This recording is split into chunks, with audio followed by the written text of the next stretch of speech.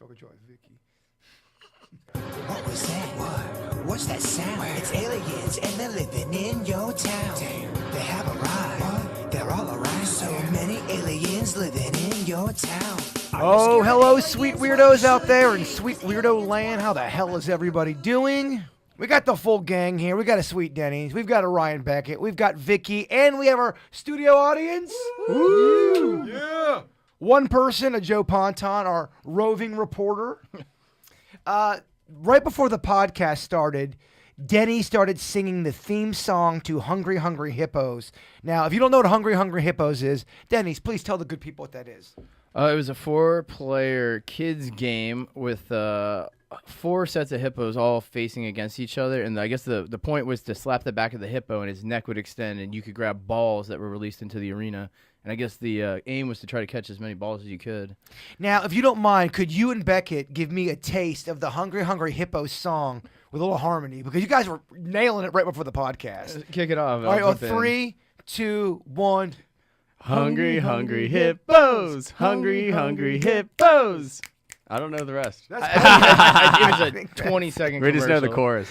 We love doing Friday podcasts. They're a little bit looser than a Wednesday one. I want to jump right into some Ask Vicky. Vicky, how the hell are you doing? I'm okay. Oh, shit. What's that about? Well, I'm a little disappointed. It's right before Easter and nobody's wearing that creepy rabbit head. Oh, like, you know seriously. The severed rabbit head that sits on the shelf? Yeah, we have a rabbit head on the shelf that you cannot see. It's creepy. It's horrifying. It's topical. That looks like it could be a part of some fuzzy play. Is that what it's called? People that are in the furries. The furries. Would you be... The furries like the fuzzy, though. Would you be down with that, Beckett? Only if there was a fly in the costume. If you met a chick, she was... I mean, everything you're dreaming of, and she wanted to bang you, but she always had to wear, I don't know, a donkey costume. Listen, any partner in life, you're going to have to deal with your own stuff, and if that's her thing, then I'm going to play ball. You could play ball with that. Yeah. I don't think I'd be into it, but I'd play ball. Vicky, obviously you're not going to be into it either, but you meet the man of your dreams. He is awesome, but the one thing he's got, hey, Vicky, I like to get a little weird. I like to put this rabbit costume on, maybe play with my tail. Not if it's every time. Not every time. If it's once a month, once a week, maybe. It depends on how good looking he is. Every time. That's such a to-do. Every time. I agree. I think with all those fetishes and kinks, if it's every single time, it's kind of exhausting to do to your partner. If you're a Beckett and you are going along with it because it's, good for the mood, I respect that. I'm the same way. I'm not into furry or whatever it's called. Is it furry? Or, I think it's furry. I'm not into that, but would I be into that if I was dating somebody that I was really into and she was really into it? Now I'm kind of turned on by it. Yeah. Right? Yeah. Yeah. I think you make anything work if you. And the best kind of partners, I guess generally speaking, but definitely intimately, is if they're into things that give you pleasure that you're into. If you want to do that and both partners want to do that for the other person, that's a secret sauce. Well, it's a great intimacy. Now Beckett's just doing sex talk right now. You got a Becker boner. We got a 900 number. Denny, you come home. It's right before summertime. Jen is exhausted from just the grind. The world has chewed her up, spit her out, and she wants some release. She starts dressing like a fox. A real fox. The animal. Yes. She likes the costumes. It's out of character. But she goes, baby, I need it once a month. Yeah, I mean, once a month you could probably deal with, You would dress as a fox? I guess you'd have to. I mean, at this point, if that's her one thing. Do you tell me about that? Or is that something... It'd probably be a second, because I want to see if it was a permanent thing, or if this was something that just kind of... Sometimes you get these ideas, and then they kind of just dwindle away, and then they're never spoken of again. Is that something you would tell your... Okay, Bobby Joe. You're dating a guy you really like, Vicky, and all of a sudden he goes... Vicky, I want to dress like an ox, not even a fox. I want to dress like a... Oh, I'd break my fingers dialing Bobby Joe up. Let her know. You won't believe. That's great. I'd be like, girl. Yeah, I think there's just some things that happen you have to tell one of your closest friends. I don't think that is gossiping. I think you got to vent and get stuff out of your head. There's a difference between being a dick and just talking shit about somebody, and then just kind of going through what happened to your day and going, am I fucking crazy? Right? Yeah, you need a wall to grab onto sometimes just to make sure that you're based in sanity for sure. 110, Becky. 110. All right, Ask Vicky, Denny's, if you don't mind, sing the Ask Vicky theme song and go. Ask Vicky. Ba-dum, boom. Nice, Denny's. That's really good. Thanks. That might be our new theme song. We'll see. We'll test it with the audience. We have people ask Vicky, who is our resident psychic medium. She's our ghost hunter. She knows her shit. First question is, Vicky, what kind of classroom lessons do people have to learn on the other side before they cross? Can you be specific? I'm curious. Love you guys. Katrina Gill. Some of the things that I've seen men who were super stubborn. They never showed true affection to anyone. They were too hard on people. So they had to learn how their actions affected others and to see how they could have changed things because they actually hurt other people. Now, is that different than somebody who just isn't a dick, but they don't know how to show emotions? I've known a couple people in my family. They're not jerks by any, they're nice people, but they're very quiet. And some people could maybe think they're dicks because they're not very, Right. they come off a bit standoffish, Becky. I think it depends on whether anybody was ever hurt by them not expressing how they feel. Because I have seen people that weren't straight up jerks or mean, but they still had to learn that when they were here, they should have expressed themselves. So, in your opinion, the people who do express themselves are right and people who hold it in are wrong? I'm not voicing an opinion one way or the other. Oh, I think yeah. it depends on how you say it. Everything is about how you say it. So if you're holding something in that's going to hurt somebody, that's a totally different animal than, like, if there's somebody that you love and that you're proud of, and that, say it's a child, and they go through their whole life and you refuse because you think that that's going to lower yourself and your manhood somehow to tell your child that you're proud of them, or you think that it's going to make them soft or not be productive. That's a lesson that you need to learn, that you should have expressed that because it would have made a world of difference in that child's life. Becca, thoughts on Vicky's response on that? I think I agree with her.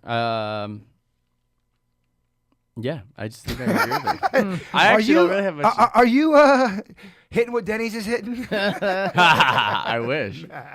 Not yet. No, I agree with you too, Vicky. I think to your point, if it's something where it's matters of the heart and you not communicating is affecting the situation, but there are some people who do have a tough time opening up and expressing emotions, and they're not bad people. They just have a tough time being comfortable doing that. Yeah, I mean, I've dealt with that recently in a relationship, and I keep on telling people, and I tell it to my clients, I told it to my brother when he was working with me, go, listen, if you don't communicate, I know it's annoying. I avoid confrontation all the time. But if you don't communicate, I can't help. Or if something I'm doing is annoying you, I can't help. So if you're not communicating to me, then how can I fix it? Yeah, it's one of those things where if you don't like to communicate, you are shy. I get that it's a bit of a troublesome thing for you. You do start to kind of get in the people that don't communicate sometimes can come off like a dick, and they may not be a dick, but if to Vicky's point, you come off a little cold. If I'm having a moment, a matters of the heart moment, and I get nothing back as a person in that one moment right there, I'm like, well, fuck you, Vicky. You're giving me nothing. I'm telling you, my grandma just died. The dog ate her. No one found her. And you're giving me nothing? Yeah. My boy from college, I used to like vent. I'm like, oh man, this girl and X, Y, and Z, and I got this going on. He listened to me. He's a good listener. And at the end of my diatribe, because instead of I was like waiting for some sage wisdom, he goes, yeah, man, that sucks. And that's all. And sometimes, I think everyone just sometimes got to know their role. Some people are great listeners, and if you're able to identify that you're a great listener, you don't always have to give people feedback. Most of the time, and we've talked about it before, people just want to vent and have someone listen to them and be heard, and then move on with their day. One of my favorite quotes, and it's cliche, but it's powerful in my opinion, is that you have 2 ears and 1 mouth and use each accordingly. Mm-hmm. Damn, he's trying to Denny's random facts. He's trying to be a little bit wise. It's a great quote. It is a great quote. It's a very great quote. Yeah. And just to specify, that's not like somebody being a dick one time. That's if that was their pattern over a lifetime that affected multiple people. Another classroom example is like I know somebody in particular, he had molested his niece.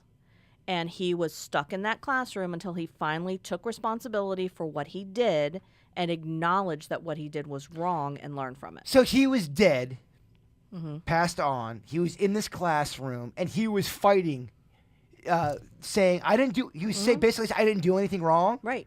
And you witnessed that. Yes. What exactly did you witness? If someone said, "I've got a courtroom stenographer here," and this is exactly what he said, how did it go down? Well, how it went down initially is I saw two people. I saw a man in overalls that I recognized as this person that I was reading for as her grandfather. So it was his son. And I knew that he was standing next to someone, but this person refused to look up at me. And the reason he refused for the longest time to look up at me is because he had very distinctive eyes. And once he looked up and I saw his eyes, I knew exactly who he was. And actually his father was kind of stuck babysitting him in that classroom until he finally acknowledged what he had done. But it was a two-way street. His niece also had to progress to the point where she had to forgive and move on with her life in order for both pieces to happen for him to gain some freedom. Does that happen all the time? Does the victim have to forgive the spirit for the spirit to move on? Well, I wouldn't say all the time in that particular case because she held so much anger and resentment and used it as a crutch for most of her life. And that's why it was so important for her to finally acknowledge that she had to forgive and heal in order to move on. Denny, I see you nodding, agreeing.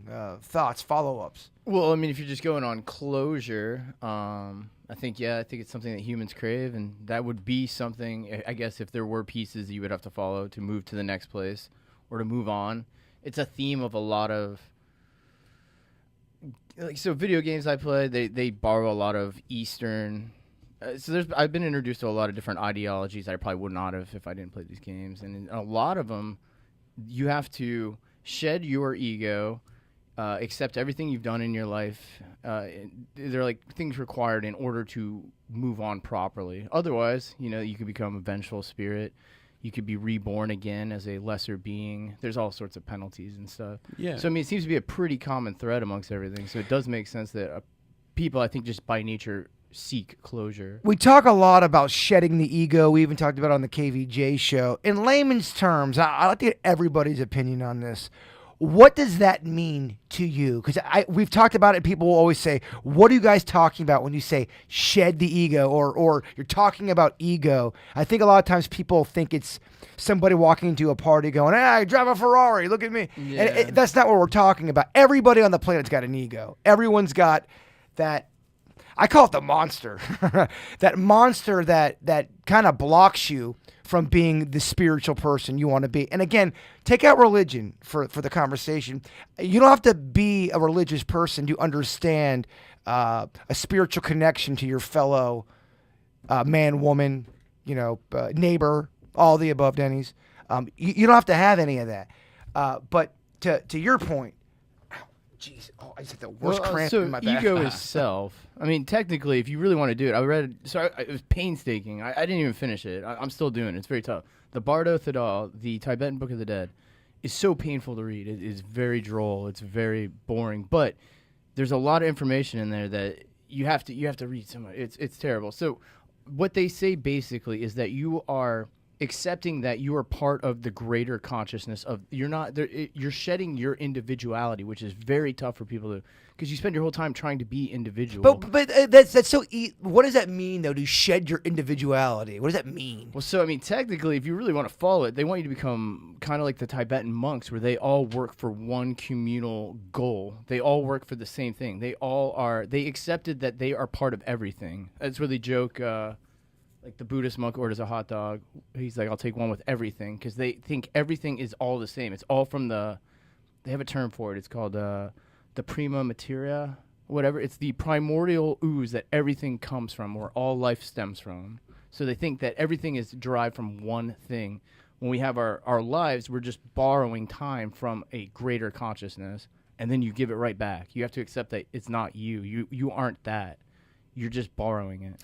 And it's crazy that it's the most powerful force of the human. I mean, the ego causes all of the shit. It causes all of the problems. And then you wonder, is it something where people say you got to tame the ego just to try to keep your individualism down, your opinions down? Well, so I think all of that's fine to have during your life. It's really when you die, you have to accept that none of that's real. It's how we exist in our society. It's how we exist with people.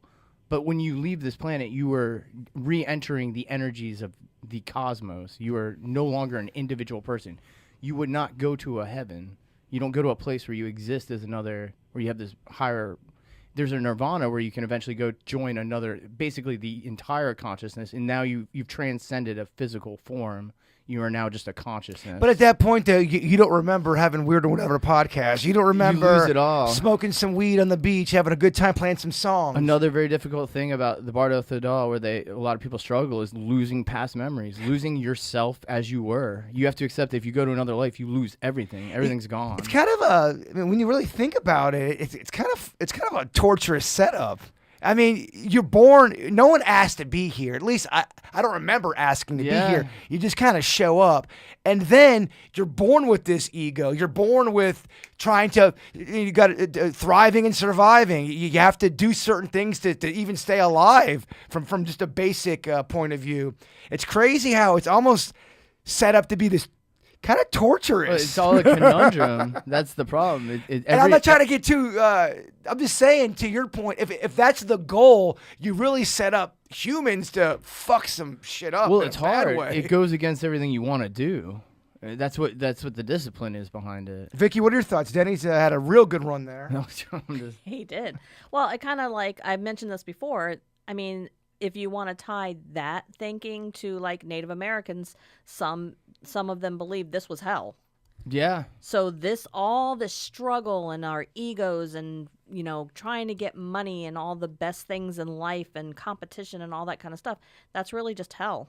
And then at the end, you achieve that, It's so crazy. There's times where you're living in the ego world, and I'm sure everybody can relate to that. You think your career, your job, it means everything. It's the end all be all. And and I'm paraphrasing, they go, when you think your work is so important, you're off. You've lost it. You've lost now. You just lost because it's important, but it's not. Right. Yes. It's a distraction to keep you. Well, it's important for in society to Yes. play a role. It's important for your well-being to have money and to have comforts and stuff. So it's important for all that, and you're allowed to have all that while you live. There's nothing against that. You just have to, if you're going to have an out of the control ego, when you get to the end of your life, you're going to have to be able to tame that.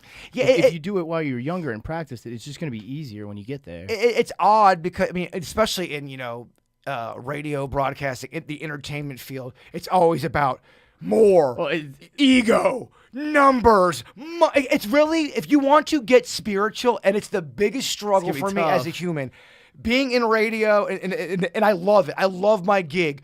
But if you want to get centered and you want to get spiritual, it's fucking really, really difficult. Because when you start to go down that, you lose your edge on an entertainment level too. That's the other thing. Yeah, you aren't as if you erase conflict from your life's gonna be a lot less entertaining. It's absolutely a struggle, but you got to go within and just kind of figure out what works for you. I bet you're nodding your head. For sure. So I frame it like this. Just like there's good cholesterol and bad cholesterol, there's good things about ego and there's bad things about ego. Agreed. Sure, absolutely. So there's important things about ego in terms of survival, waking up, getting the stuff you need to get done, and all those other things. But there's also horrible things about ego. One of the main things about taking the medicine ayahuasca is it strips your ego. So it's a medicinal way to get what Buddhists get after 10 years of meditating in silence in a cave. I'm embellishing, but that's the case, is that in that 5-hour ceremony, you actually get to experience having no ego. And it's the most sober you've ever felt in your life. And you think so clearly, and they call it the ugly mirror. And the reason they call ayahuasca the ugly mirror is you're looking at yourself raw. You're looking at yourself raw, and that freaks some people out. Well, it's not an easy thing to do. It's very hard to admit you are not a perfect person. You've got major flaws. I'm not saying you, Becky. I'm saying everybody. The ugly mirror. People don't like to admit the shit that they're not good at, the things that they're dicky about. I don't like it either. Well, it's a hard thing to confront. It's a very hard thing to confront, but that's my number one of my biggest things with clients or a girl I'm dating is you got to be self-aware. Oh, yeah.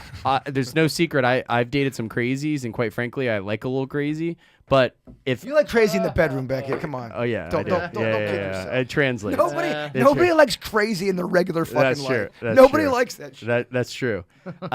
So I don't know. I think that you have to. It's like anything. You got to balance it. That's such an annoying word that comes up in so many different conversations. Balance.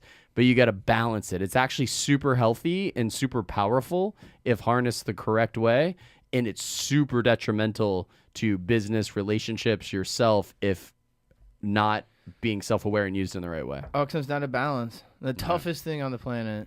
Yeah. And it's a major theme of the last season of Cobra Kai. Yeah. Just to let you know. Balance. It's a moving target. Good stuff right there. I have a couple more Ask Vicky questions. That's a very good conversation, y'all. Very deep on a Friday.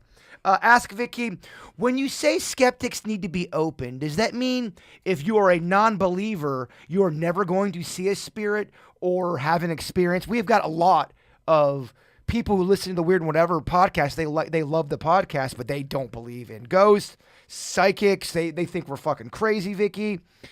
If someone is in that mode and a ghost wanted to show their dick or their face or their teeth, by them being closed off, does that mean they're never going to have an experience? Or there's just some spirits out there that go, fuck you, non-believer, I'm going to show you some shit. Yeah, no, there's a chance that they're going to have something. Usually those type of skeptics are the ones that are going to have some type of experience, probably with a loved one that's passed. And it's something that they just absolutely cannot explain away, and it just blows them away. It's not horrifying. It's kind of, whoa. Yeah. Yeah, I agree. So they're not completely closed off. They definitely can have those. Okay, love it. And last question. That was, by the way, that was Rona. Thank you, Rona. Not Corona. Not Corona. I think her name's Rona. Maybe her name's Rona. She forgot the D. Don't forget the D, Denny. Never forget the D. Ask Vicky, what makes a succubus so sexual? What draws that type of spirit to come out? Because it is a very specific type of thing to, you're there to suck, I don't know. Your bus. Suck your bus. The magic school bus. Yeah. Educational. That's kind of spirit or energy is different than what I feel like I have in my place, where I think I've got a va-va-voom kind of a spirit, a woman. She just wants to dance. She wants to dance, baby. She wants to be romanced. Yeah, exactly. She wants to drink whiskey all night and then go to the, I don't know, what are they called? Strut around. Yeah, back in the 30s. Go to the speakeasy. Go to the speakeasy, yeah. In her jalopy. But what makes something go from that type of spirit to, now I want to hump your brains out? Well, they're completely different types of spirit. Those people who subscribe to succubus and incubus, they believe those are demonic entities. So they're completely separate from human spirits. And I would imagine one of the reasons they do what they do, first of all, is to gain control of their victim, because anything demonic wants to take over. And sex is, by definition, a sin if you're not married. And I think that's just me guessing, is one of the reasons why that in that particular way. And when are you most vulnerable? Yeah. I mean, during sex. Or pooping. They could ask you for anything at that point. They're like, give me a soul. You're like, fine. Yeah. Keep going. The more we talk about it, the more I think I dated a succubus. Cheers, Becky. Salute. Cheers. Salute. If I may, I'll tie it together a little bit. Vicky and I were talking before the podcast. I had a relationship where, people probably heard the term gaslighting, where you've seen the text messages, or you've seen it with your own eyes, or you've been told by a mutual friend that's not the kind of person that would stir the pot, and you call the person on that thing, and they still try to spin out of it. They still try to manipulate the lie, And you're like, listen, if you just owned it and apologized and asked how I felt about it, then I could actually probably move on from this that most guys couldn't probably move on for this.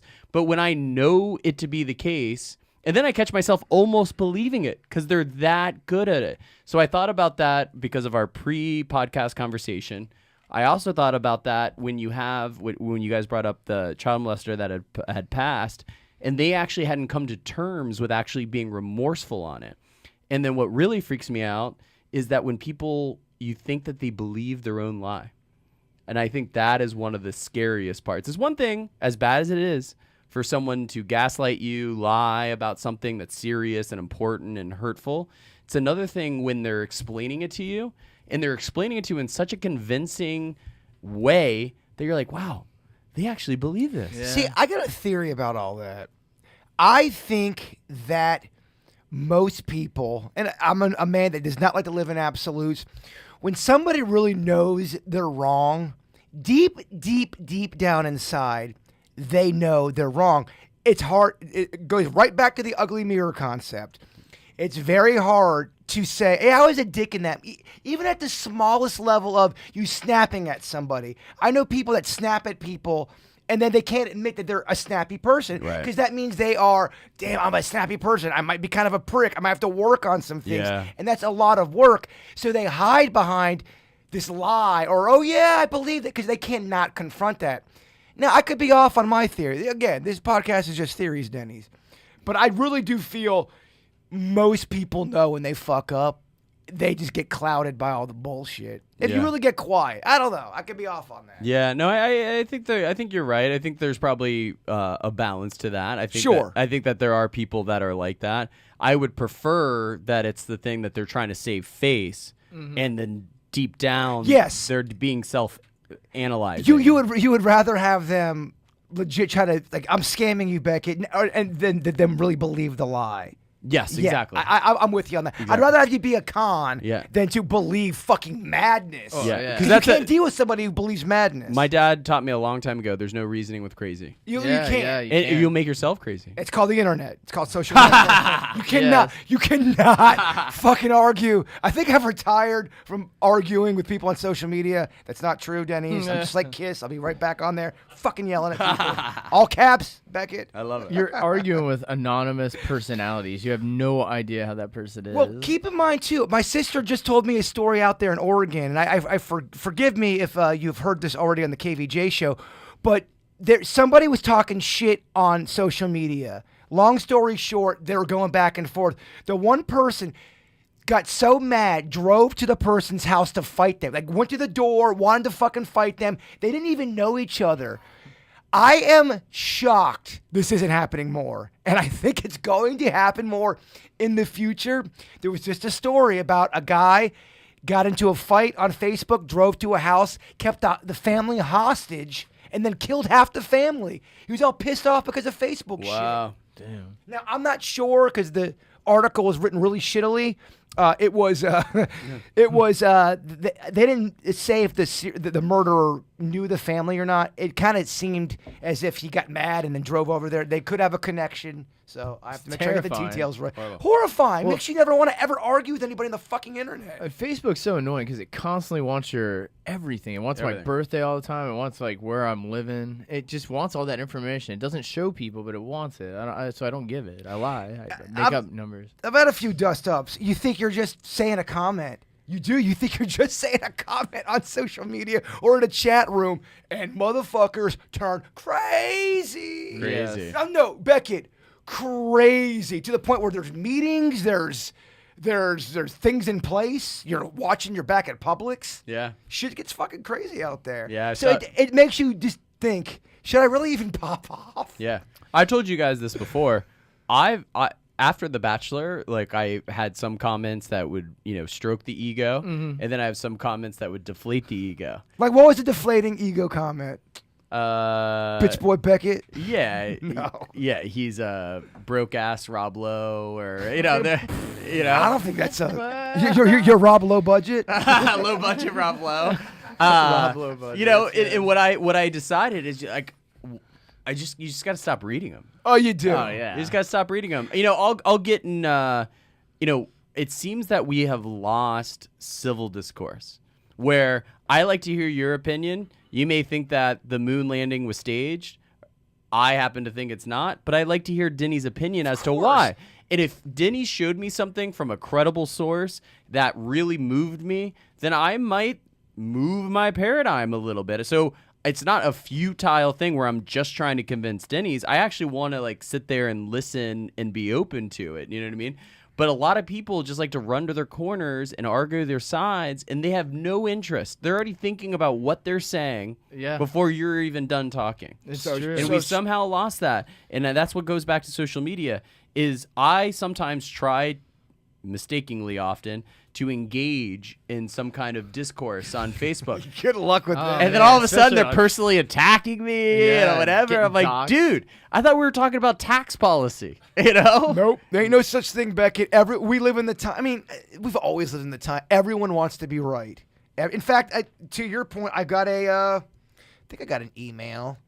It was something like, give me 1 second here.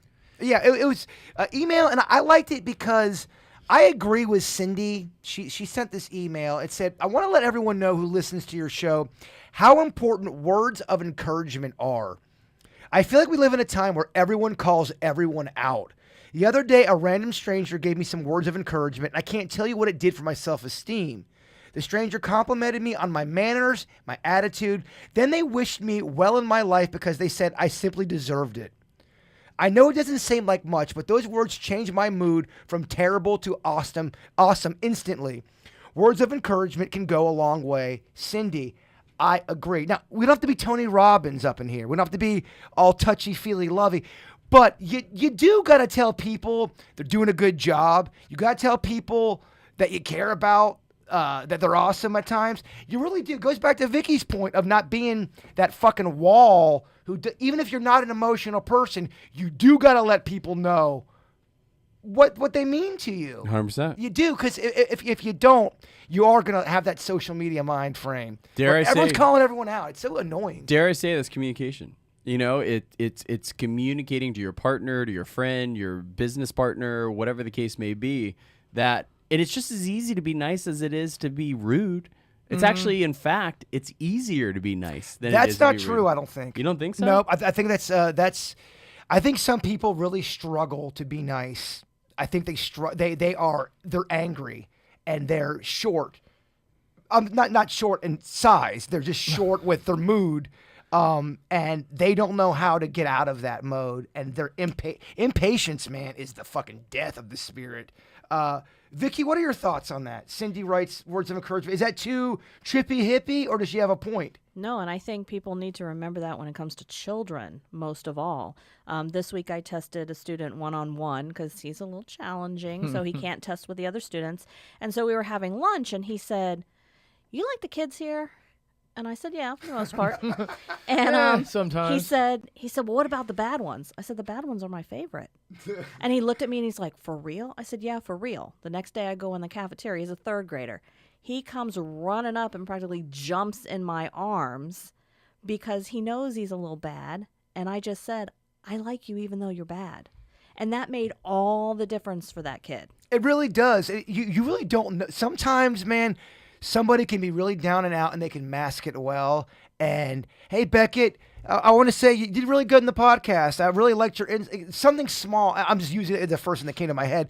You never know when. What else do you like about Beckett? His abs, his hair. Tell me. Those baby blues. It really does. It is a good thing to do. Well, it's a good thing in coaching too. That was the one thing I learned in coaching was you got to look down that bench and go, all right, that guy's. He's doing okay. He's. I can leave him alone. If that guy's struggling with something, let me go. I don't know. Buy him a Gatorade and have a quick talk with him. But I don't know. I'm not saying I'm right, Beckett, about how it's easier to be nice. I have relatives that I know when they have to be nice, it's a fucking struggle. Yeah, it would be way easier for them to go, go fuck yourself. I totally agree. And this might sound Tony Robbins, but I really believe this to be the case. When you give, you get. Absolutely. When you take, Beckett. When you we're doing take a TED Talk now. When you take, you lose. Yeah, no, it's great. And you may get a high, you may get a hormonal rush, you may get some temporary sugar high on being rude or mean or whatever. But I actually think that you could be the most selfish person ever and only care about yourself, be totally into your ego. When you lash out at other people, it actually takes from you. Yeah, Well, and it shows everybody. 100%. Makes you look bad. it kind of goes back down. We talk about meditation. We have a impatience problem as a species. Being impatient, especially living in modern day times where everything is on demand. I want it now. I want it now. I'm Veruca Salt. You guys know Veruca Salt, right? Oh, yeah. I've heard of it, but I don't know details. Veruca, I mean, I get the fuck out of my house back Yeah. No. Willy Wonka and the Chocolate Factory, dog. I also want a it band. now. Oh, that's Veruca. Yeah. Yeah. I had such a crush on her as a kid. Oh, I liked her naughty ways. You like the crazy girls too. No, I don't. I do You not. clearly No. do. No, I like crazy fun in bed. I don't like, hey, let's go to dinner, have a fucking crazy, horrible dinner. Shit that, man. Yeah, but it translates. Nah. That's why you had a crush on her.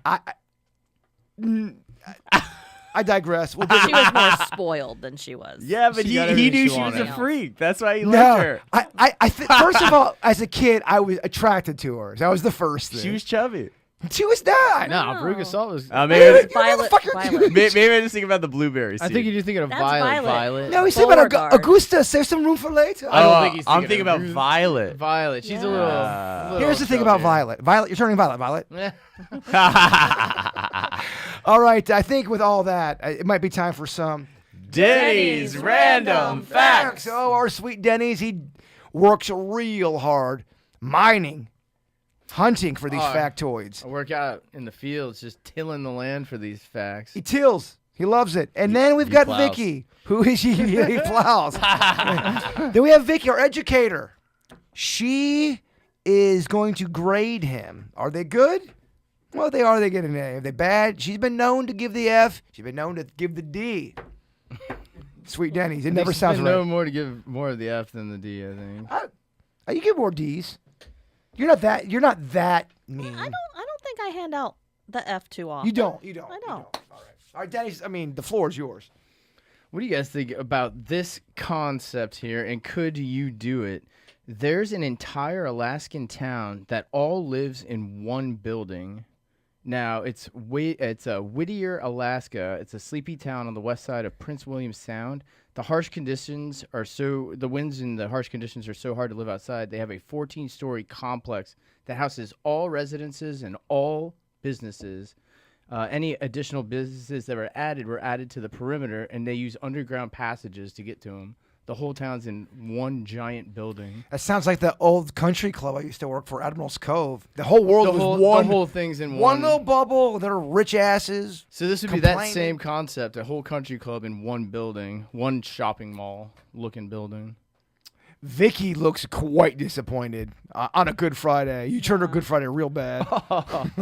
Vicky. Yeah, and it's a C at best. You kind of want to give him a C minus. I really do. Give him, get him. C minus. I guess C minus. Fuck, Denny's. That's fun, but Hey, you know what? crazy, right? Yeah, They all it live is in crazy. one building. out Sounds in like a Alaska. commune.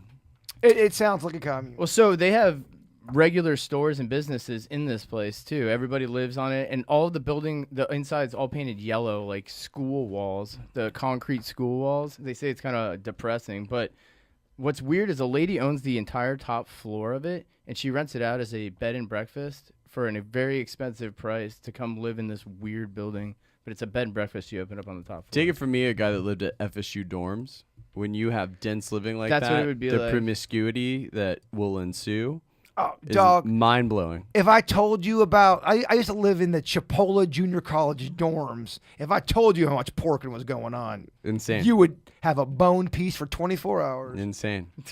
Well, random fact, Villages in Ocala, one of the largest assisted living facilities in the country, has the highest rate of STDs in the country. That's crazy. Isn't that crazy? Ocala, huh? Ocala. That Ocala. What's great? My father sold insurance to that whole neighborhood. Wow. He did the homeowners. for They're that. getting Crazy. it down. You know, it's into life. And Did he get tested for chlamydia while he was there? He got 4 STDs while he was there. oh my God. Yeah. I mean, from what Beckett sounded like, it sounds like you fucking grab an envelope and you get It was just the odds. gonorrhea. It came with the It's like eyes wide shut. Eyes sealed shut.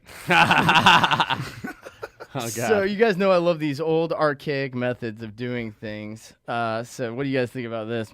Up until the 1960s, pregnancy tests were carried out by injecting a frog with a person's urine, whoever they were testing. If the frog then produced eggs within 12 hours, it would mean that the person would test as pregnant. Wow.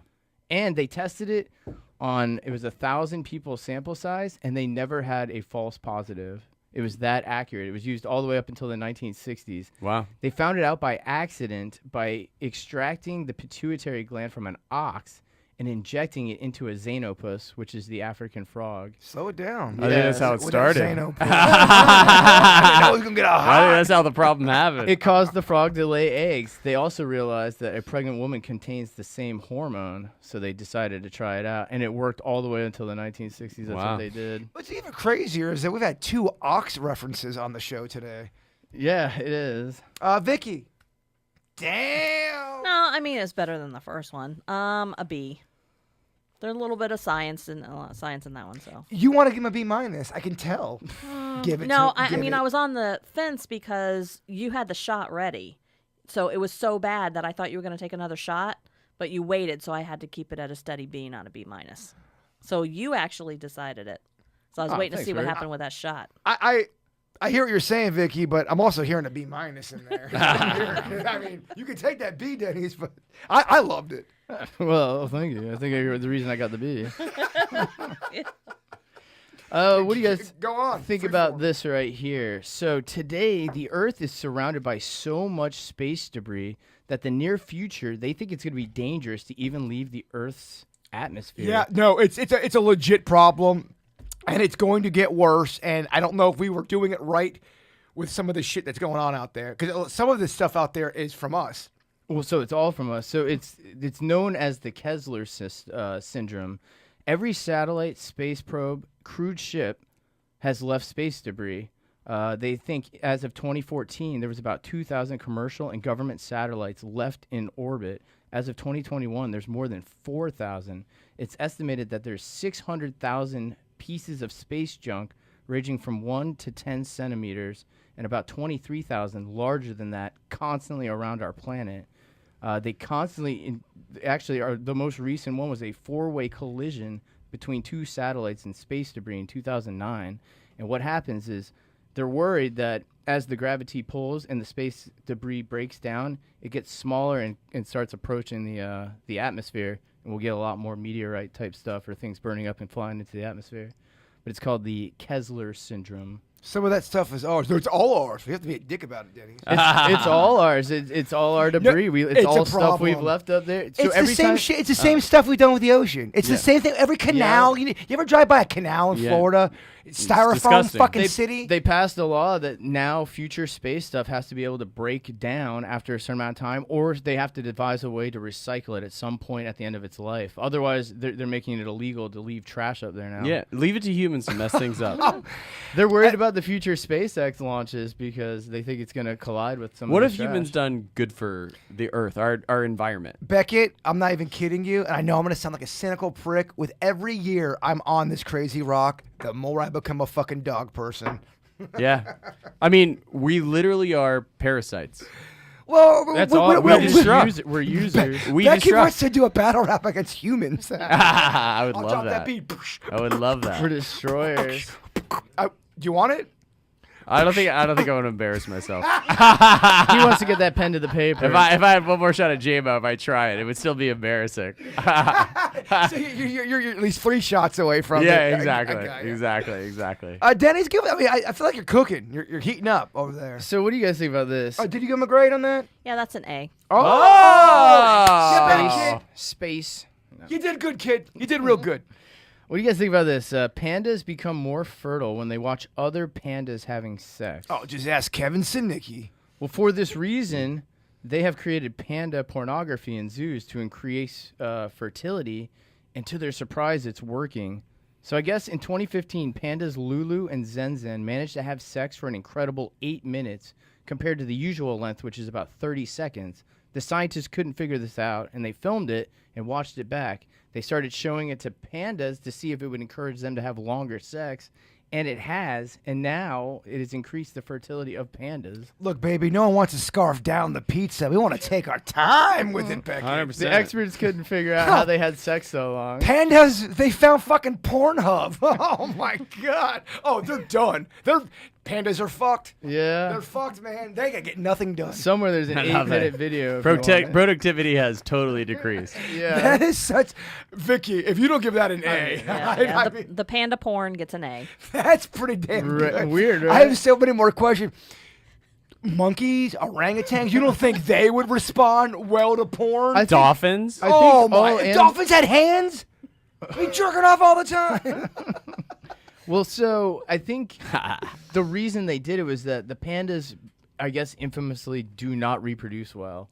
They have really low infertility rates, and when they have sex, sometimes they don't finish. They have all sorts of all these weird, like, horrible problems, right? You sound like an 85-year-old guy in a nursing home. Like, I dig those. So they're bad at having sex. I think the other animals already have no problem. So if they introduce porn to them, good gosh. Well, what the fuck are lizards drinking? They are ducks and lizards must pork more than any animal out. Am I off on More this? than pork?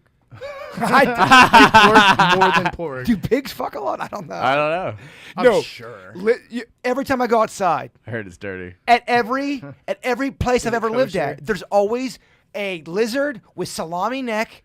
Oh, dude, Getting fucking they do railed. push-ups and they freaking throw their neck out there. Sorry, Vicky. Kick that We've lizard been going. drinking whiskey. It falls apart at the end. Yeah, they're pretty aggressive lizards. Oh, yeah. I'm not going to tell the duck story again. But Oh, 'cause I've had two horrific ducks. You know why dogs lick themselves, right? Because it feels good. Because they can't make a fist. You get it, right? I get it. No, Now I feel like Denny's explaining a fact. Bird graded. I give it an A, Beckett. I give it an A. Thank you. I like when you just go out there and try. I love it. Denny, great job. That was good. Home run, kid. That was great. You did great. What was your close call with death? I got a bunch of these emails, and I was reminded of these emails when I was watching this show called, and I don't think you guys have ever watched it. It is literally, stop saying literally, bird. I'm trying to get that word out of my vocabulary. It is the kind of show, it's 45 minutes of pure anxiety attack. It's called How I Survived. Oh, yeah. Have you seen How I Survived, Vicky? It's on A&E, and it's real stories, and they're talking about how they were about to die. These ridiculous stories. It's It's over the worst top. case scenario. Yeah, I mean, you explain what that show would be like, Denny, for someone who's never seen it So before. they dramatize these situations where somebody will have fallen into a ravine and have somehow survived, or even escaped bad situations of kidnapping, murderer. And they go through and they dramatize everything that happened, and it's usually these freak situations Everyone that would allow be them dead. to survive. Yeah, everyone else would be dead. Anyone else, it's just this weird, and then they tell their story and then they reenact. It's some of these stories are so. I mean, they would be. There was one that changing. there's one that reminded me of Beckett. There was these dudes that they were from America, and they were these free spirit. Let's go out and hike, and so they go out and hike and do these mountain climbing, and they were I forget exactly where it was, but they got involved where terrorists, I think it was Al Qaeda, they kidnapped them. Oh. And I could be wrong. If you saw that episode, it's on Al Qaeda. Don't send me an email because I don't fucking care. But long story short, they were just there to do hiking, and then all of a sudden they are imprisoned by these terrorists, and they are captive, and they're about to die, and they have to fucking push a terrorist off a mountain. Like those type of stories. One guy went to go walk his dog out in the woods, and a bear fucking sideswipes him and rips off his scalp. And you gotta crawl back. He should be dead. Yeah, all those type of stories. So someone wanted to know if we had any kind of... did I just spit on you? No. Okay. People want to know, does anyone on the panel here have a I almost died kind of story? I want you to encourage the audience. Send me some emails or comments. Did you have where it was not you almost kind of died? I hear you. We're talking beep, beep. You were so close to flatlining, that type of situation. Have you had that, Beckett? No, I don't know if it would fall into the category, but I was 19 years old, riding with my buddy. He was sleeping. We had pulled an all-nighter out. We were in Orlando, and I fell asleep at the wheel. And I hit the median. And there was trees in the median, whole deal. It could have gone so south so quick. It could have gone south so quickly. And it was one of those things. As soon as I hit the curb, I obviously woke up. Yeah. And again, I was young. I was 19 years old. I hadn't been drinking anything. I was just exhausted. Tired. I was tired. And it shook me so hard. It's one of those things that I pulled over and I collected myself. My buddy woke up. He was freaking out, the whole deal. And I go, listen, I didn't realize I was that tired. I knew I was tired, but I didn't realize I was that tired. To where you're nodding off. I had the windows down. I had the music loud. I knew I was tired. But to wake up 10, 15 seconds later and be in a median. Horrifying. Oh, my gosh. Horrifying. Oh, my God. I literally pulled into the next, quarter-mile hotel and checked in and whatever. I didn't have a lot of money back then. I was so shook. I was like, whatever the hotel is, I'm paying for it and I'm sleeping. It freaked me out. Did you do oh my gosh, I just want to relax. Let me just masturbate. I was too tired. You were too shook. I was too shook. You were too shook to shake it. I was too shook. Vicky, have you ever had a moment where you were close? No, not that I was awake. There was something that happened. I was probably maybe 7, 8 years old, and we had a trailer. My dad was towing a trailer. We were going on vacation, and thankfully I was asleep in the back seat because the next thing I know, I woke up. Apparently, my dad hit on the highway. He hit where the road went down a little bit, and the trailer unhitched. Oh, my gosh. So it was still connected by the chains, but it unhitched.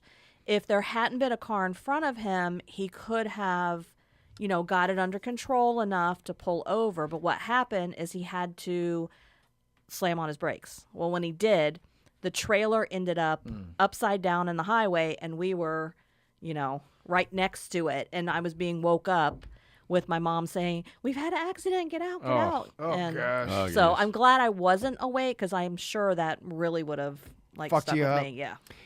Denny's, I know, I feel like you have a couple stories where you might have. I've almost drowned before, which is pretty scary. Ooh. Cause, Me too. Yeah, well, I was in the water in the ocean, and I was pretty far down, and I was coming up, and I was already running out of breath coming up, and I hit my head on what I swear to God was a sea turtle. I hit my head so hard on it because I was shooting up to get to, and it just slammed into it. So I went back underwater, and I was knocked out for maybe 2 seconds. I was stunned. I couldn't figure out which way was up. I actually started swimming down by accident, and then when I could see again, I could see the light above me, and I swam back up. But I ended up kind of passing out, and the waves brought me back on land. But I could breathe when I got on land. I kind of wish, for the sake of this story, that the sea turtle was a guy's nickname that was a surfer. Hey, there's a sea turtle Sean. Well, I saw a sea turtle. I ate it, and then You ate it? I was surfing when I was. I saw a sea turtle and I ate it. So I was way down. The leash Me came too. off. I was like, damn, it's savage, man. Well, Like you're this, surfing, you ate a turtle? Talk about karma. well, the leash came off my ankle. I got whipped way down, and really down, and I could to where I could feel the sand. So then it's the ocean can kill you in a Oh, billion different easy. ways, sweet Denny's, Easy. as we all know. If it ain't the plankton, it's the sharks. I think For the sure. plankton. No, though. I'm being a dick. Of course, yeah. If you eat plankton, it's poisonous. It'll kill you. It'll give you sea lice on your genitals for sure. For me, I'll keep it short. I've told the story so many times. I was in a 7-car pileup on I-95. I was hit 3 different times from everybody on the scene goes, "I have no idea how you and your girlfriend are alive right now. We weren't supposed to survive that." And to Vicky's point, it was so over the top and dramatic that I think I blocked it out of my head. I don't think I dealt with it until maybe years after. Because then I'd be laying in bed and all of a sudden, the hydroplaning, I don't know if you've ever hydroplaned for about 7 seconds. Scared the shit out of me. Dude, I hydroplaned right into a car had stalled out on I-95 right by 10th Avenue. Now, and I still think it's like this still to this day. If you're driving up in that Lake Worth area on I-95, it is dark as fuck on I-95. There's not a lot of lights out there, and especially back then, 2004, 2005, it was raining and a car just stalled out. It was in the left-hand lane on I-95, and you couldn't see it until you got right up on that. So I hit the brakes, hydroplaned right into that thing, spun in the middle lane. I asked my girlfriend, "Oh my God, are you okay?" As soon as she said yes, a car drove through us, spun us into the right-hand lane. We were so shook at that point. Another car hits us. We spin off of I-95, and then all we hear is boom, boom, boom. All these cars just hitting. And we didn't know if people were dead. We didn't know what was going on. It was raining. It was on I-95, and it was dark. So for 20 minutes, you think it's a bloodbath. Right. Nobody died. Wow. Yeah, amazing. Crazy. But after the fact, you go, holy. That was one where I could have died. And I was at Foster's Pub in Lake Park. My girlfriend was drinking at the time, and I was sober. I was trying to do drunk girl trivia. And she was drunk, so I drove her car, and I could not get the seatbelt in. I struggled for a good 3 minutes, and I got so frustrated, I said, fuck it. And I started driving out of the parking lot, and for whatever reason, and I back then, like to your point, when you're younger, you just don't think about shit. For whatever reason, because I had driven without my seatbelt before, I said, dude, man, hit the brakes and put the fucking seat. Again, I struggle with it. Something told me to put it on. If I didn't have a seat, I would not be here today. Yeah, for sure. There's no way. For sure. Ponton, you've got 9 stories. Come on up to the microphone. I want to talk to you too. Now, if you don't know Joe Ponton, he's new to the Weird Whatever podcast. He's a roving reporter. Everybody go for Joe Ponton. Do you have? I know you have like 9 of these stories. Give me your best. You almost died story. 1988, my dad had. He's got it fucking. I'm seeing up shit on the side over here. I'm like, oh my gosh, this is incredible. I've got notes on my phone. I'm not even almost joking. 1988, my dad had a Toyota 1-ton pickup truck, and he was kind of a heavy drinker. He would wake up to his first beer, and by 12 o'clock he would have his 6th. We were Wildwood, Florida, which is actually where Villages is. That's where my sister lived for the past 40 years. We were heading back from Wildwood in, I think it was around February of 88. I'm weird with numbers. Don't ask. I'm sorry. But he asked me to drive home. I was 14 at the time. And so I'm driving down the turnpike, and it's a massive rainstorm. We're doing about 45 miles an hour, but we hit a slick, and I slam on the brakes. And a Toyota 1-ton truck is pretty effing huge. You doing 45 on the turnpike? Yeah. Get the fuck off the road! I was going fast. We spin out in this truck, and we do a 360 plus another 180, whatever the hell that number is. But Denny's a 440, 540. But we're facing traffic, and we are coming to a stop. He's passed out in the passenger seat, and I'm scared shitless. I probably pissed my pants at this point in time, and 3 cars are approaching us, and they're slamming on their brakes. It's that whole same scenario you had, all around you. Somehow, we did not get hit by 1 car, but middle of the turnpike, just north of Orlando, and doing a 360 plus on the turnpike. Orlando's Orlando. Crazy. There's parts of Orlando that's almost as bad, or maybe equal as bad as parts of fucking Lauderdale and Miami. It's a weird city. Orlando's a weird. I know Denny has lived there. It is a very odd city because it's some people are residents there, but you have a lot of fucking transient coming through there. You have a lot of people from everywhere coming to Orlando. I go to school there. I just partied there. I went up there for the World Cup qualifier game, the USA-Panama game. And my buddy and I went out and partied. It's a weird town. Yeah, there's certain members of our audience that loves to do research. I throw this challenge out to our research type people out there. What is the murder rate out there in Orlando? Orlando's got to be, don't you think, Vicky? You got people coming in and out. If you were a murderer, that would be a good place to go. I don't know. I mean, with all the amusement parks and resorts and stuff like that, maybe they actually have a lot more security than we're aware of. And there's more of an eye out. That's a good point. I'd like to do the research. I'm talking about the suburbs. Oh, Like where the workers work. Oh, we know what you're talking about. Yeah, baby. yeah, yeah, We know what you're talking about, baby. Yeah. Real quick, Ponton. With the vertebrae, you found what looked like a human vertebrae on Juno Beach. Yep. We talked a bit about it last week. The thing that we thought was kind of weird, Vicky, I'll let you talk about it. You thought it was weird because they actually kept it, and my source they said we're not giving it back. Yeah, we're not giving it back. And my source, who works in the police department, said it's very unusual. I'll let you tell the next part of the story before I say what her anthropologist said. Yeah, so it's being studied still or tested still for origin and age. Apparently, it's a pretty old bone. Is it a person? It's not human. They don't know what it is. Vicky's anthropologist has also confirmed she does not think it's human or he. They know for a fact it's not human? Just an appearance. Yeah. So it might be just an from looking at aquatic the picture. animal then. Yeah, just from looking at the picture they know, but maybe you got something. It's OAF. It's old as fuck. I gotta tell you, Ponton, you fucking early riser fuck. You early risers win. Love me If some you win early the mornings. morning, you win the day. You see the weirdest shit in the morning. You do. Oh yeah, no, you do. You got the worm. You got the worm, baby. No, it's great, great stuff, Ponton. Well, we're gonna look forward to that update, and I know Absolutely. you'll be on the beach all week, just trying to find I'll some be there weird tonight shit. at 11 o'clock. I can. Are you guarantee going that. to the Rust Market tomorrow? Yeah. There is a Rust Market in Lake Park. I want to do some announcements now.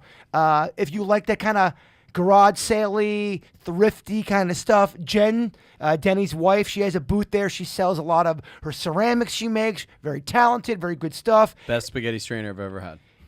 No, Becky, you've gone to one. It's a lot of fun. It's a blast. It's I, out- I walked away with a couple great pieces that I get lots of compliments on at my house. So if you guys want to come over tomorrow, come over about 8. We can have a little pregame and take an Uber. Head over there to Lake Park. It's right off Park Avenue. Look up Kelsey City Vintage. That is one of my best friends. That's his shop. He runs the whole thing. If you like old vintage clothes, if you like old toys, you like just old ass shit. It's that kind of, explain it, Ponton. Old ass shit. All right. And at its Nailed it. finest. I love it. Becky, what did you buy, Becky? You bought a fucking bar, didn't you? So I bought an old 1920s, 30s record player that a girl had restored into a mini bar. How much was that? How much did that cost? I paid like $200 for Yeah, it. there's some really good deals. Vicky, do you like that kind of shit, or is that so not your game? Yeah, I like it, Oh, especially if it has history behind it. there's history out there in Lake Park. Vicky, tomorrow pregame. And I also got an early century toolbox. You remember that? It had the little slots for your screwdrivers and your hammers and all your stuff. And I made it like a sailboat picnic basket. Sailboat and I love it. Yeah, so if you guys want to come out tomorrow, it opens around 9 o'clock. Right, Denny's? Yeah. All right. Denny's, if you don't mind, I'd like to talk to you about something. See you tomorrow at 8, Bird. Yes, Ponton. Trust- I'll also see you after the podcast. Trust the rust. Trust the rust. I wanted to play a couple clips here. And we also have the original song. Someone said, hey, Bird, great idea putting local musicians on the air. I am loving this new segment. Nice job, Artie. Yeah, we're going to be playing a new song. Last week, got a lot of great compliments from Ryan Bach. Ryan Bachett. He had a song last week. A lot of people like that. We're going to be having that song come up, ending the podcast. But first, this is the whatever part of the podcast. We covered the weird.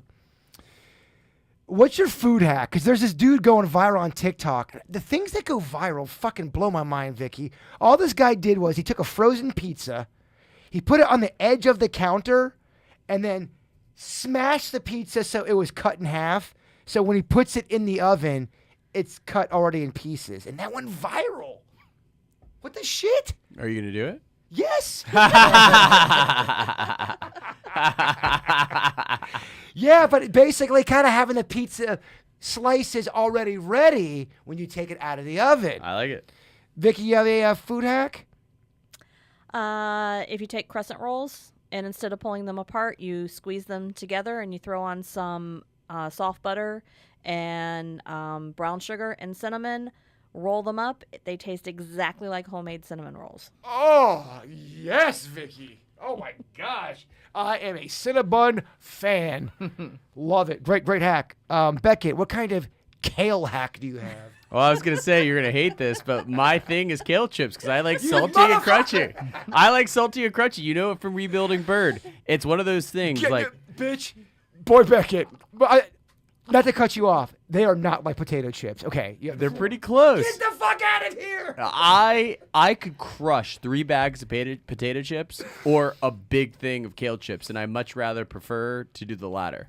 And I get enjoyment because I got my food dehydrator, as crazy as it sounds, because I'm a veg.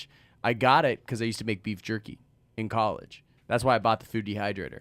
And then when I went veg, I was like, well, maybe I'll throw this out. And I was like, I can make kale chips because my vice is crunchy and salty. Mm-hmm. And I used to crush popcorn, chips, French fries, whatever. I was like, you know what I'm craving? I'm craving salty and crunchy. I'm not craving potato or anything like that. I'm calling it salty and crunchy. And that's my hack. I got this dehydrator. It's badass. I put it in. I buy the whole thing. I make it spicy. I make it garlicky. I do whatever I want. And it's awesome. Believe me.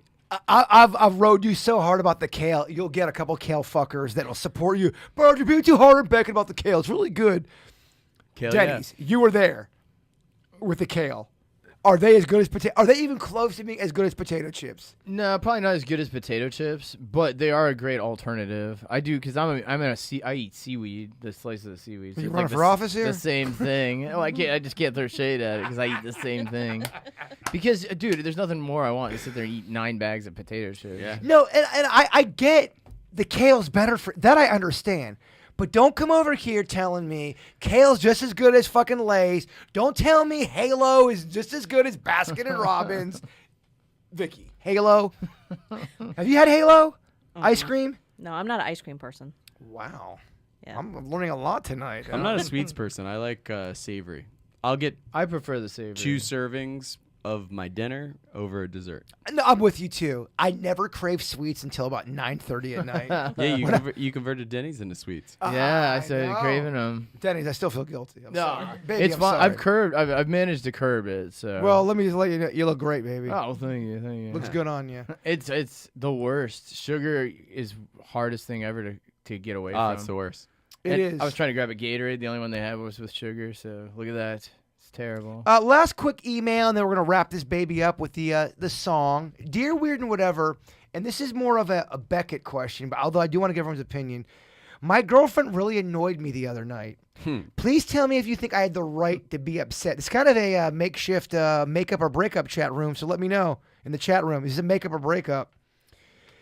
Please tell me if you think I had the right to be upset. We were watching a documentary on the Night Stalker. The whole time my girlfriend wouldn't shut up about how sexy Richard Ramirez was. That's the serial killer. She kept saying things like, his eyes are creepy but sexy at the same time. And I love Richard's hair. It's so sexy. I don't know. Something about her lusting over a serial killer really rubbed me the wrong way. Am I overreacting? Dougie. I don't think he's overreacting. I think he definitely needs to communicate with her about it. But that actually, I don't know a good example to give off the top of my head, but it's actually very telling into her personality. Yeah. Because has she seen the same hair and the same eyes on another guy that wasn't a serial killer? And what's the interest there then? Yeah, exactly. And once you have a control, that's what you do in studies. Yeah. You have a control, and you're like, all right, well, that actor had the same hair. Or that reality TV person on that show that we watch had the same hair. She didn't bring it up about that. So you're like, this girl's a freak. And are you okay with that? The chat room, we got an Aaron Black saying break up. We have Anders in the chat room saying break up. Angie saying break up. Lily, break up. Yasix, break up. Then you have a Jacqueline who says overreacting. Jamie saying break.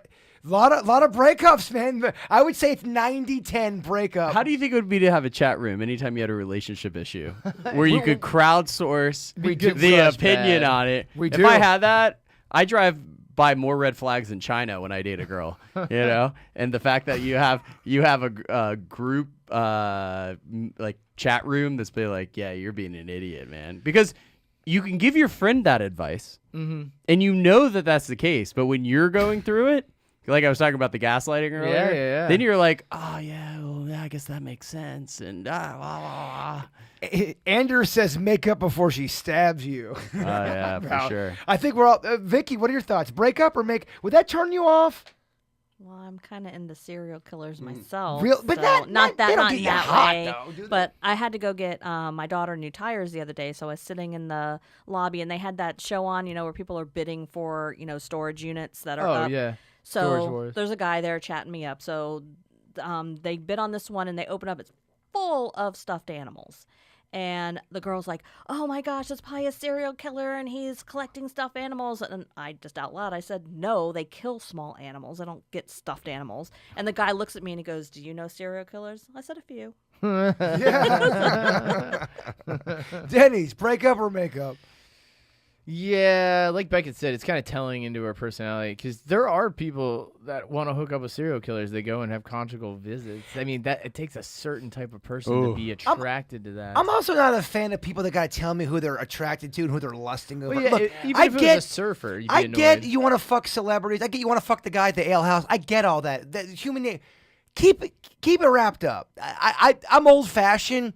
I like to be in a relationship where we think we only have eyes for us, and I get that that's not for everybody.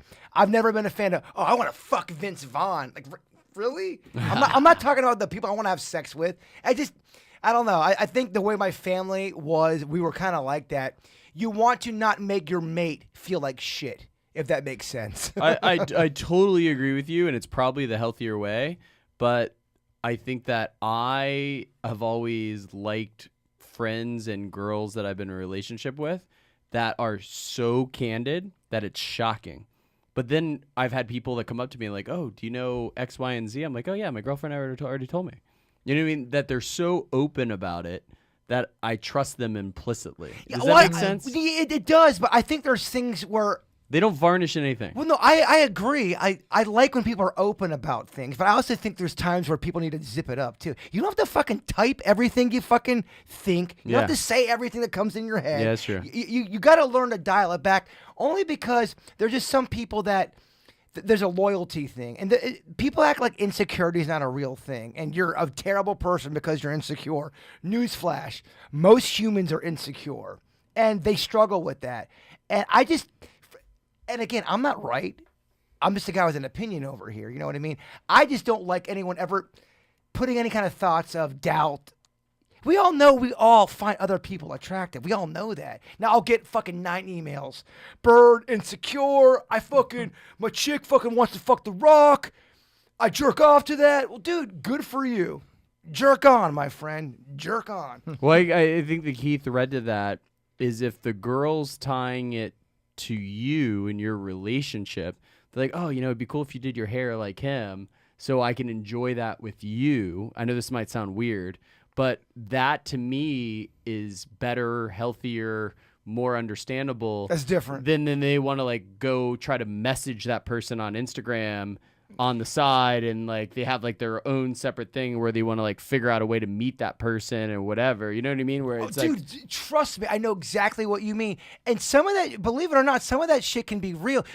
You can have somebody in a room saying, "Oh, that comedian's so funny," blah blah blah, and then they go to a show. Comedians will fuck the people in the audience. That's a real thing. So sometimes it's not so crazy. Yeah. Well, it's like if I told my girlfriend that Megan Fox is like my what do they call it? Your celebrity crush or your something? your get out Hall of free pass. or your hall pass. You get a hall pass, Megan Fox, and we use that in the bedroom. Right? It's fun. They like tease you about it. Whatever. It's like one of those things you do. But if she saw me liking and commenting Megan Fox's posts, she'd be like, the fuck? It's a I thought that was our naughty. I think that was something that we were doing, and I was cool with it. I wanted to support it, but now you're like hoping she's gonna like see you on like that's like beyond the pale. Yeah, for me, it's a turnoff. Not because I'm jealous. It's because I think sometimes it can be a little disrespectful. Disrespectful? That's what it is. It's not jealous because we all know people are attracted to many people. It's just a respect thing for me. Look, I'm also Italian. You know what I mean? You just, Well, I know you really well now, and I think, because this is how I feel, I think that in addition to that, it feels like they lack empathy. Like in the sense that they don't appreciate your feelings. I would feel weird if I was in a serious relationship. Back in the day, I loved the Christina Aguilera video "Dirty." Oh my God, I loved it. I would feel like an asshole if I was sitting with a girl that I really cared about, going, "Oh man, Christina Aguilera's fucking ass. Oh my God." I would feel weird about that. 100%. Again, maybe I'm old fashioned. No, it's respectful. I don't know. I agree. Denny's, you got anything to add? I mean, I think you guys covered a lot. Well, let's wrap this fucking thing up, y'all. Thank you guys for spending a Friday night with us. It means a lot. And, you know, Friday night, you'll be doing so many things, and you're spending it with us. It's very, very cool. We had a lot of people listening tonight. We're at one point, I think, 70 people. Awesome. Yeah, it's very, very good. So thank you guys, you weirdos. You guys are great. We're going to end the podcast, of course. We do a new segment here where we like to play local musicians, people that write their own music. It's very hard to get your stuff out there, and we want to support people like that. Last week, got a lot of great feedback. Like I said, Ryan Bach, baby, got Bach. This week, we are going to be doing Lydia Francis from Lake Worth. This is her fully produced song. She did it all herself. Lydia, the floor is yours, you weirdos. Have a great, great weekend. Happy Easter. Happy Great Friday. We love you all. Bigfoot is real.